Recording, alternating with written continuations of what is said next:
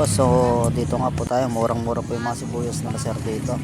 So yan po, 80 lang po ang kilo. Okay po. Nirils na muna natin. Okay, shoutout po SRG. Mura po sibuyas nila dito mga lods. At yun na nga po mga lods, so yan, dami po nilang mga tindang mga tuyo, mga dahe, sari-sari po. So yan po, papunta po yan ng Cubs. Dito naman papunta ng Lakeside po yan. Dito lang sila sa area. Tapos nga po dyan, so dito namili naman po kami sa St. Joseph. So yan, maraming salamat po sa panonood nyo mga lods. Thank you. God bless all po. Salamat po.